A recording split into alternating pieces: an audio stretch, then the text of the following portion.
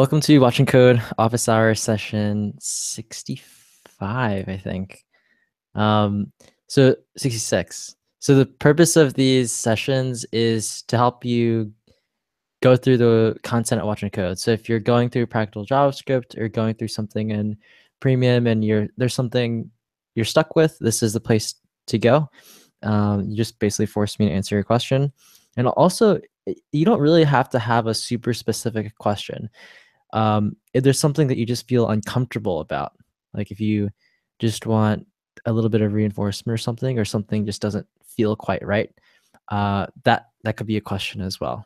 So it doesn't have to be a super well-formed question. It's just to help you get through the material and feel good about it. So a couple logistics before we start. Number one is join the Facebook group to get info and attend upcoming sessions, especially if there are schedule changes and new events and announcements and stuff. Typically, that's where I'll post. Second, if you're watching on the YouTube live stream and you have a question, you should call in.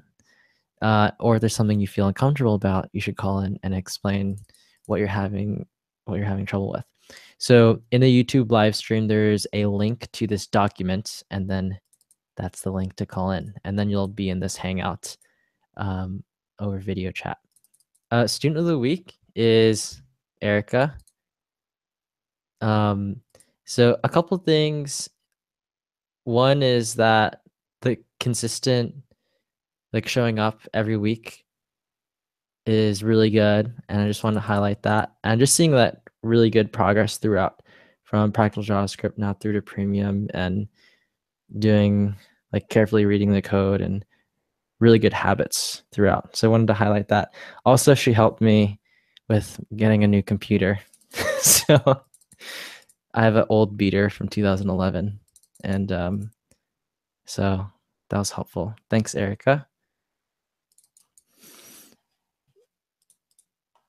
Public service announcement and new stuff. So new stuff is Accounting.js 22.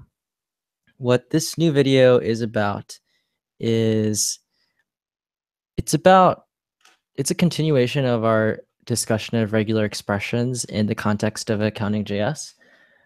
And it specifically talks about the new regex API. So new regex, you say, spell it, versus the object literal notation, which is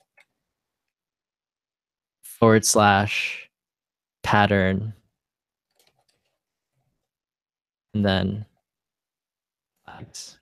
So we learned about this method previously, and now you're going to see a different way to build regular expressions, and you'll see what you basically see a compare and contrast on the different techniques, and you'll see why new regapps, even though it's a little bit clumsier, is a little bit more powerful, and that's why we end up using this technique in Accounting.js 22. So that's the new stuff for this week. And then the tip today is an old one. So it's something I do in practical JavaScript and kind of encourage people to do. But when you're programming, try to plan out what you're going to do through comments first. So write out the logic of what it is you're trying to accomplish. And I mean step by step, like, oh, there should be an array, and I iterate through the array and run this callback on each element, like that kind of level of detail. And then after you have that kind of plan set out, then translate it into code. So I know it's something in practical JavaScript that I mentioned, but it's very easy to not listen to that advice and just try to like barge ahead and not get anything done.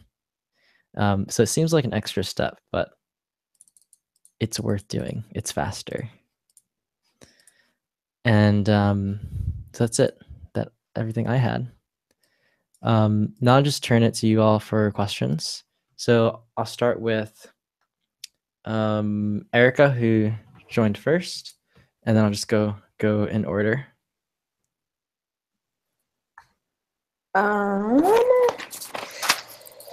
So my question when reading the jQuery, I should probably just share my screen at this point. Oh, but I had to restart on everything. Let's see. Anyway, the jQuery to do MVC. So when in practical JavaScript, when we added a property, we added the completed property. It was explicitly shown under the display to-dos, and we wrote out completed, and then we wrote out false. With the jQuery one, I'm not seeing where we initially implemented the completed property, like where we write it for the very first time. It just feels to me like it shows up, and I'm not sure where it's like established that this is a property on our to-dos. Oh, okay.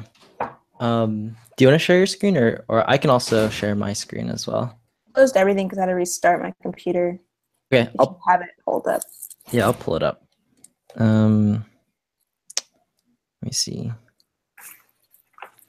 I guess I can just pull up the new one on todomvc.com it's a little bit different, but mostly the same. So it will do. Okay, can you see my screen? I can. All right, let me make sure other people can see it. Okay, so let's take a look at the sources, and let me kind of create some space. So your question is, where's the completed property? Right. I don't remember, so let's have to look at it again. So I guess the first thing I would do is look at where they're created, because I would think that when they're created, the completed property is defaulted to false. I might be wrong. Let's take a look. And there it is. Yeah. I see. Okay. That makes more sense. Yeah. So it actually is just like practical JavaScript. Okay. There it is. All right. Thank you. And then the next thing you want to do to, I guess, continue investigating how the specific feature works is you'll probably want to look at toggle next. Okay. And try to wrap your head around that. And then after that, if there's a toggle all, I don't know if there is. I don't remember. Oh, there is. Yes. There is a toggle. Yeah. So then you want to look at this, and then you'll get a really good understanding of how the completed property is changed through the application. So you can see here, okay, it's manipulated right here, and it's set to whatever is checked is. And then down in toggle, it's the same thing. You try to get the index from elements, and then this is an extra step. Remember, in practical JavaScript, we just had the ID, which was the position. There's an extra step here, but the idea is the same. So you get I, and then you just, this is almost identical, I think. Right? It is. Yeah. And that's what was part one that I went over today. We had to get the ID, and then we had to get the position index. Mm-hmm. And that made sense to me. Cool. Running it through the debugger. So I just, for some reason, looking at all this code, I guess I couldn't find the completed. Mm-hmm. Did you print it out? I hear paper. Yeah, I did. Okay. Are you writing out like your notes on what each thing does? Yeah, I am. Okay, perfect. Yeah. And just like continually review that until it gets boring. That's when you know that you know everything. Okay. So cool. Anything else? Not right now. I'm just gonna hang out and see what else pops up. Okay. The other thing that's worth mentioning is that can be very helpful is when you're and I should really make this into a video. I don't know why I haven't. But let me think of an example. Let's say we put a breakpoint on toggle. All right. And let's say that at this point you want to mess around in the console and you want to type like this to-dos and stuff.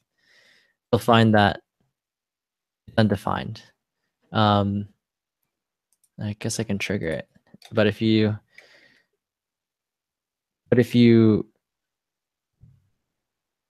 pause the code on a breakpoint and you use the console here, what you're doing is you get the context of where you are in the code. So you can kind of interact with the code as if you're in line 154. So then you can see all the variables inside the toggle method as it's running.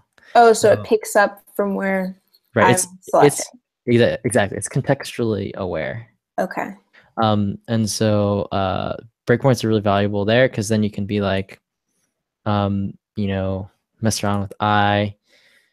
Of course, you can see here it's 0, but you can mess around with it here. Right. You can do like this to-dos, and then that there's only one element. But then you can do like, all right, what is this? What is this line of code return? You can highlight it. I think it works most of the time. So you can see like you can highlight and it's false. I think if you highlight this section, you'll get the individual object. No, you don't. It's not that smart. But it's not that smart, but you could do this dot to-dos I. You do get back that object. Oh, and then that's from cool. here, you could do like, all right, so this to-dos I is going to give me back this whole thing. It has a completed property. And then you can kind of interactively work through what's happening in the debugger versus like kind of passively watching it. So now you can see like, okay, it's false. And then and then what's going to happen is you're going to take the opposite of that, right? So you can just add a exclamation point and you get the opposite. Right. And then that becomes the new value of this highlighted section. So this is pretty much what you meant by when you say play around with the code and like try to break it apart and see individual piece by piece what it does. Right. Yeah, you want to do stuff like this. Okay. Exactly. I see. Okay. And then don't worry about the stuff on the scope section. You'll learn about it later. But definitely running the debugger or running the console in combination with the debugger is really powerful for learning and playing around with the code, like you just said. Okay, cool. Thank you. You're welcome. Okay. So next was David. David, you have anything? No, sir. I'm here to watch and to help if I can. Cool. Okay. Thanks for coming, David. Of course. Next we had Brian.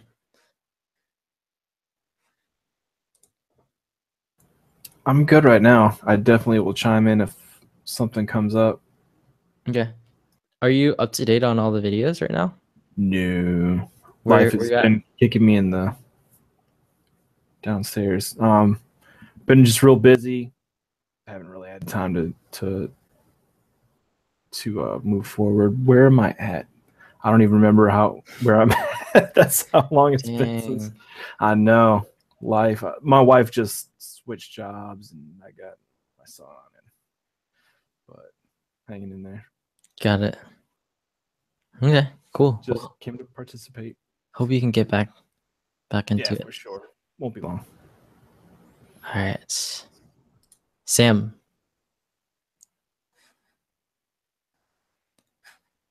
Overton. Yes, sir. I don't have I don't really have a question. I've been going through the test-driven development. I'm on lesson 5, and just the thinking process of writing out the test has just been a little. It's just different. It's just different how I'm used to thinking. So I just really been focused on making sure that I truly understand how you're writing that out, because looking at that process, even though it seems really tedious and it seems difficult, I know for sure that it'll help out my programming skills tremendously, by not only being able to, okay, you can write out the function that you're creating, or you can create this piece of code that does something, but actually implementing steps that someone or myself could use to test out all of those features. And so that part to me is difficult, but I am understanding it. It's just, I just got to keep chugging away at it and just making sure that I stay at it every day. Just so I can making sure that I can truly like wrap my head around it and start thinking like a programmer. Sometimes I don't, and it's it's just like you said in the videos, it's a skill that you don't just, a lot of times you just don't have it right away. You have to build that skill. So that's what I'm doing. Yeah. Wait, Sam, I feel like I wonder, I was just thinking about this. I think the thinking behind testing is actually, I think there are a lot of times in just real normal everyday life that we do think that way. So I'm wondering, what did you study in college again? So I went to school and studied media arts and game development. Game development. Okay. Yeah. So like game development, games I think are actually really, I mean, are programming. Let me think of examples in games. Like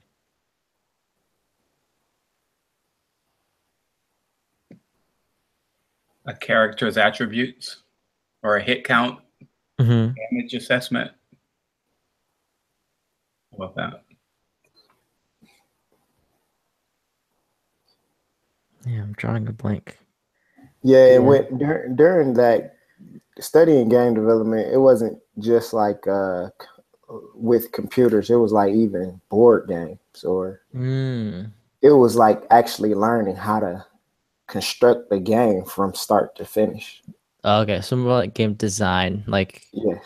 Got it. Like experience and design. Yes. Let me try to think of an example. I feel like there are a lot of them. And if anyone else thinks of something, just shout. Like for example, I'm holding a mouse right now, like a computer mouse, and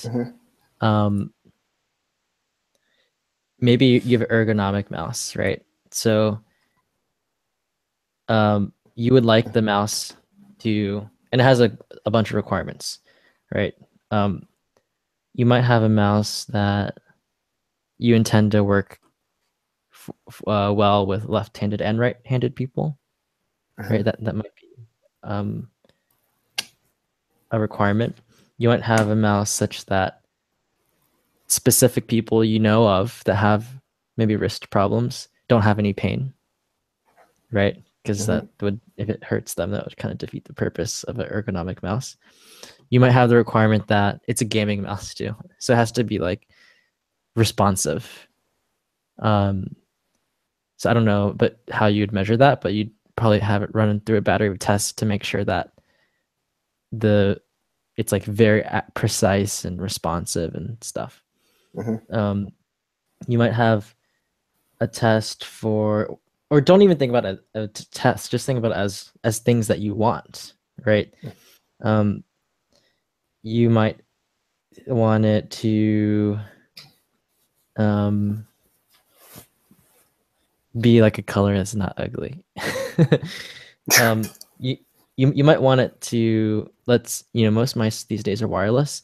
You might want it to have a specific range, like so you could use it pretty far away from your computer, which is becoming important because people are having huge screens these days and they're actually might be a little bit far from their computer. You might have stuff like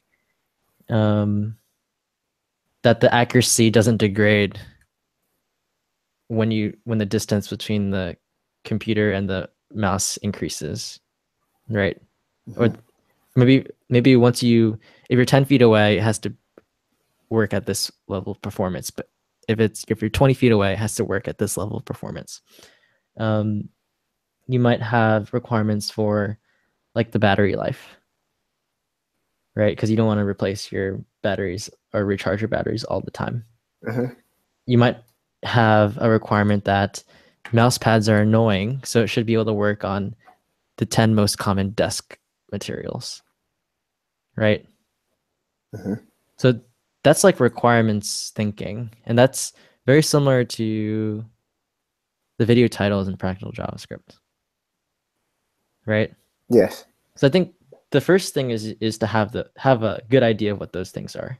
And the reason I bring up the idea of the mouse is because, I mean, we all use one, right? Or have used, maybe we're using a trackpad or something.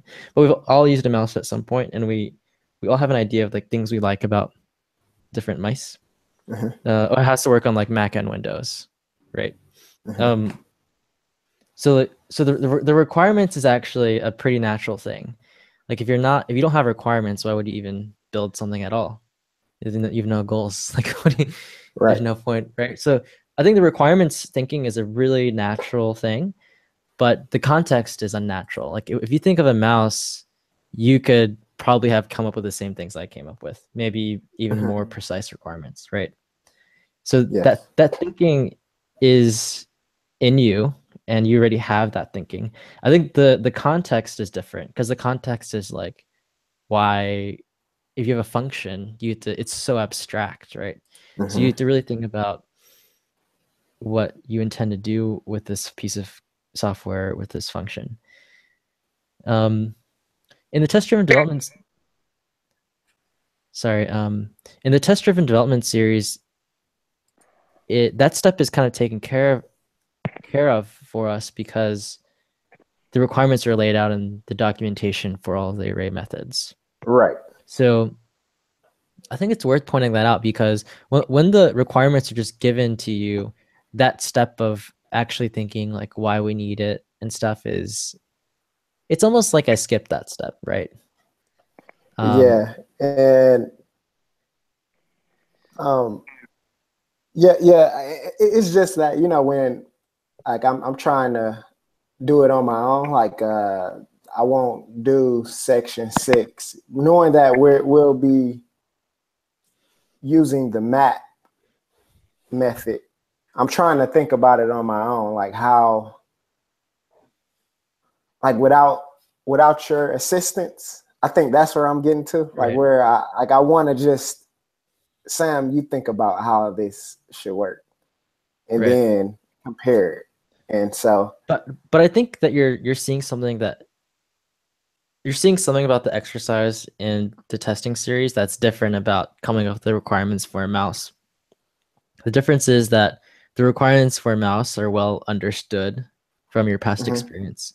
The requirements for map are not well understood from your past experience. So a step has been jumped or skipped. And I think the way to think about it is such that I think that's what makes it uncomfortable, right? Yes. You're given requirements, you don't know how they came about, because you don't have a lifetime of experience using for each, like you do using a mouse. So I think the thing to do is just to kind of take at face value that these are the requirements that make sense, not worry too much about what those requirements are. They're just given, right? They're in the docs. So then you can focus on what it's almost like, in lieu of coming up with the requirements ourselves, we've instead focused on learning how to read the documentation. Right, which is just as valuable, because like you're kind of extracting the requirements from this really dense, hard to understand, not beginner friendly documentation, right? Which is its own skill, and arguably in programming more, very, very important. I'm not sure if it's more important, but it's extremely important. So back to the mouse example, once you have the requirements, thinking about how to test it is not that hard. So for example, if you want to test the range, you can literally say, every single time I run my test, then I have to go try to use the mouse at 10 feet, 20 feet, 30 feet, and so on, right? And like Logitech and Apple probably have ways to test this in an automated way. But you could have an alternative that's not too bad. You could with a left-handed, right-handed thing, that's the kind of manual test you probably just need to you need to bring in real left-handed people and right-handed people and just see how it feels for them, right? And so once you have an understanding what the requirements are, the way you actually test is usually quite straightforward. So you'll notice in the testing series that the code in all of the tests is very short. Yes. You notice that? And there's no like tricky programming stuff really. No. It's all very simple. And so that's the other thing to just keep in mind and not get too worried about. I guess in a lot of ways, the hardest part is just figuring out what the requirements are, right? Because that will tell you what to test. Yes. But the good thing about the testing series is it kind of gives it to you. So you can just kind of singularly focus on just what testing is at all. Okay. And then second, how to implement each test, right? So like given that the for each should run a callback for every element, then if I have 10 elements, it should run 10 times. If I have 0 elements, it should run 0 times. If I have 4 elements, it should run 4 times, right? That's the test. Yes. So given different array lengths, just test and see how many times it runs, right? Yes. So that's the kind of thinking. It's not. It's actually much closer to the mouse example than and probably to a lot of other examples in your life than you think. It's not. Yeah, I think once you get more comfortable with the context, it will seem more familiar. Okay. Like, is there a specific thing about a specific part of it that has been difficult? No, just like I was saying, just the thinking, just thinking that, like thinking in that way. I think has been the most difficult part. I feel the code itself isn't that difficult, especially working throughout some problems with David. I felt that the code wasn't difficult. It was something that we actually created already. And so, just the thinking. Yeah. And this kind of reminds me of the tip that I had today, which is to plan out what you're trying to do in comments and have it be as close to spoken English as possible. Wait 1 second. Okay. I was told to enable my camera. So the tip today was to write out comments to plan out your code, and to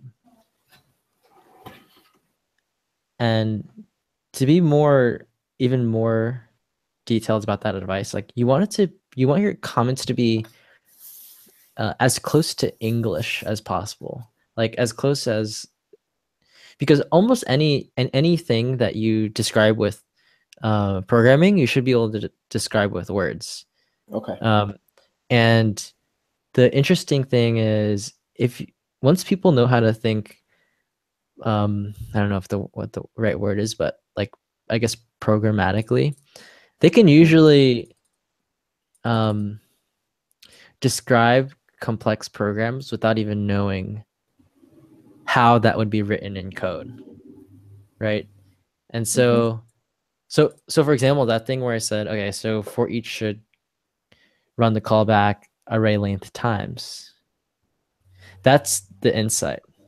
How you write that code, you'll figure it out. Like it's clearly something that can be done. Yes.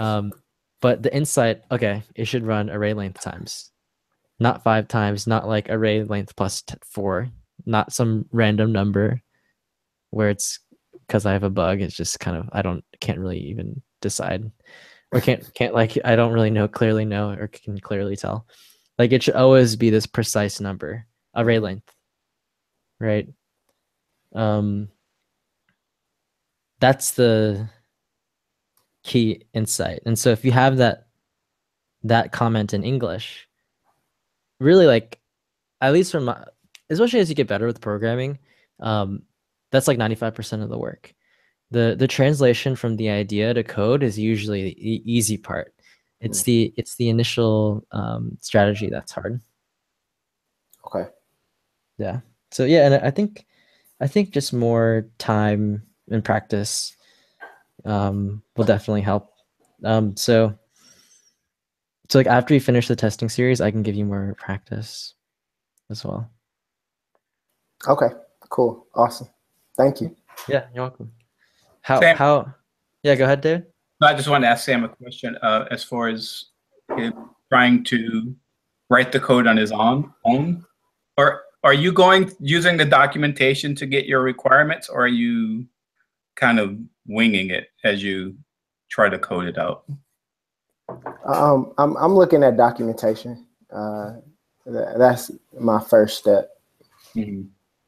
I'll tell you what's helped me, and I'm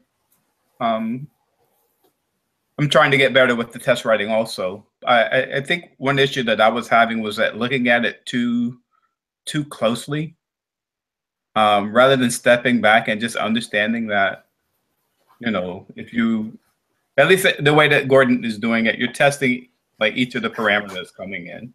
For like the first 5, on every single one, it's almost the same requirements.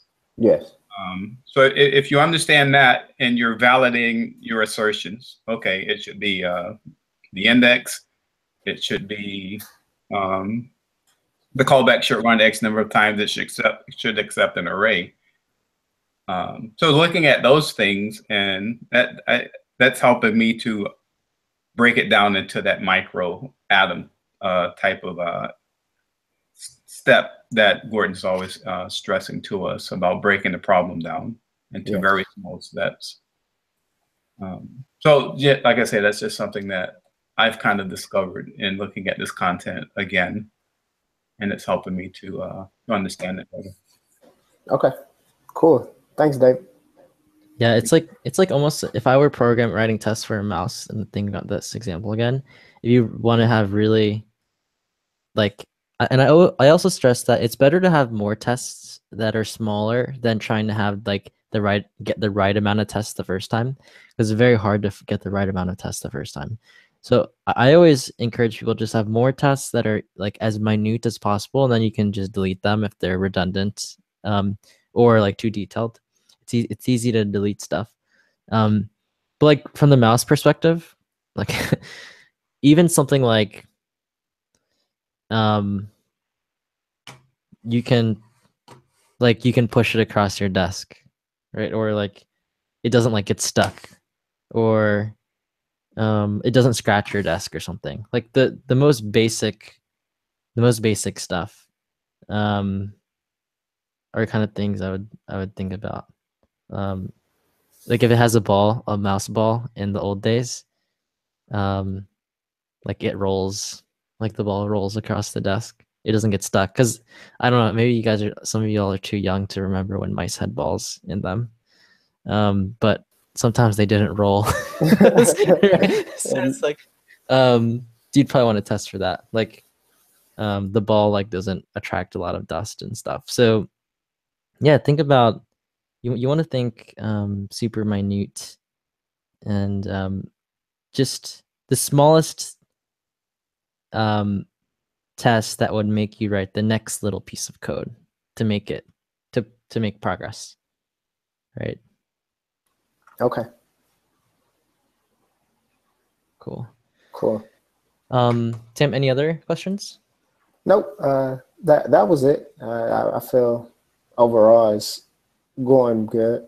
Just that small little just tidbit, just thought that I asked you, just to get some finer details. And thank you to you and Dave. That helped out at least. Yeah. Yeah. Mm-hmm. Yeah, and I think the biggest thing is just more practice. It is really new to you, so it is a difficult topic for most people. So I think what a little bit of discomfort is totally normal.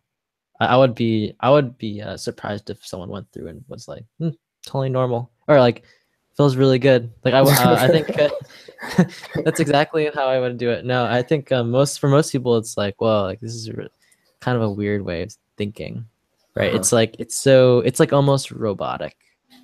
Yeah, definitely. Right? It's like very methodical. Mm-hmm. So most of the time we like think more, at least for me, I think like more emotionally, or like I just have a reaction or something, or like, oh, I think it's like that, right? You're not thinking like, oh, like this tiny ass detail, and then I'm gonna add that tiny ass detail that seems irrelevant, that Right. most people don't think like that. So it is a weird way of thinking. Yes. It keeps you from making assumptions too. Yes, that's true too. Right. You don't have that black box where you're just coding something and something comes out. You have to understand what the next step is. Yes. It's important too. Yeah, it's funny. It's funny because it makes you it forces you to understand your own code. Mm-hmm. I think a lot of people don't really understand how the code works. And writing tests is a really forces you to be intimately familiar with that. Is anyone else? Rosa Maria is new. Oh, Rosa, are you there? You're muted. Yeah, can you hear me? Yeah, sorry I missed you. I think you popped in and out, and then popped out, and then popped in. So I lost track. Yeah, I was trying to figure this out. I was on version 8 in the practical JavaScript, and it was what was it called? So it was the one issue I got where it's supposed to print out on the console, it's supposed to print out new item, and then when I click add, it's supposed to, like in your example, it has the new item on there in the console. It would print out new item, and in mine it does not. So I was kind of confused. Isn't it supposed to be printing out like that? Yeah, it should behave exactly like mine does in the video. Like your example, right? So I don't know why mine is not doing that. Can you share your screen and show us the code, and maybe we can find out? But I'm on my phone right now, so I would have to either grab the link from the group, or go on my laptop. Okay. Oh, I can't type here though, huh? I cannot share it. Type. I don't think I'm not sure if you can share it from your phone. So since we have that limitation where we can't look at your code.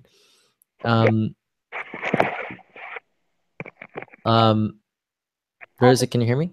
Yeah, I'll just go to the laptop. Oh, you have a laptop available. Yeah. Okay. But I have to go and open the group again. I have to open this app again. Mm-hmm. Well, so one thing you can do is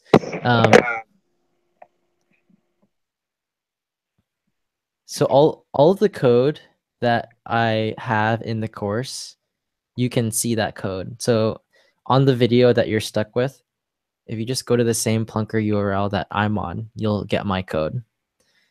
And then you can run that code and see how it works, how it's supposed to work, and see how it differs from your code. And then I think what's really good practice and what you should would be a really good exercise is try to spot the difference between my code, because you'll have it right in front of you if you go to the URL in the video, the Plunker URL, and then line by line, character by character, try to spot the difference.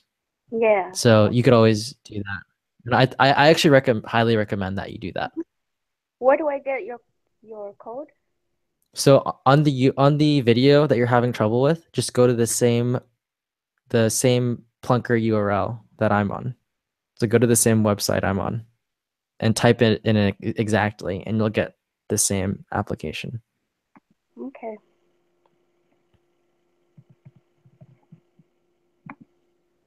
Does that make sense? Yeah. Yep, it does. Okay. And then if you're still having trouble, then just let us know, or send an email, or post on the Facebook group. Okay. I could probably open this app in the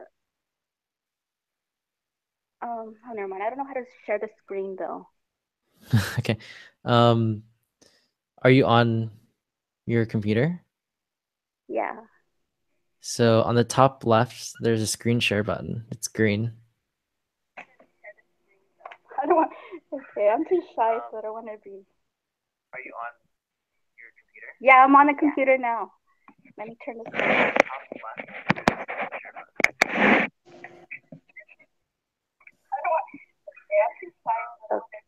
On the top left? Yeah, I'm on the computer now. If I'm close. So I think you're watching the live stream and you're not in the Hangout. Oh, okay. I'm not. Yeah. I'm just. Oh my God. Okay, next time I'll be more prepared. Okay. Okay. Yeah, sounds good. But like I said, I think the best thing that you could do is go to the URL, go to the video you're having problems with, go to the URL I'm on, and then carefully try to find the difference.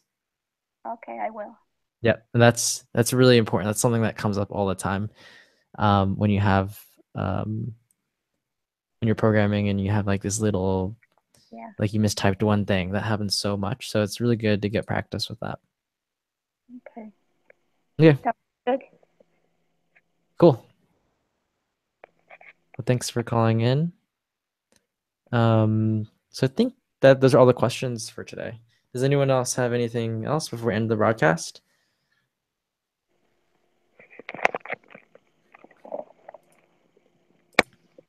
All right. Well, I guess that'll do it. So again, thanks everyone that called in. And then hope to see you next week. So if you have any other questions, so same time, I'll see you all next week. So thanks again. Good night. Oh, and then at the end, after we stop the broadcast, we usually have a kind of casual chat afterwards. So if you want to join in on that, I think today will be maybe 20, 25 minutes. You'll want to call in. We'll be at this Hangout link. All right. Thanks, everybody.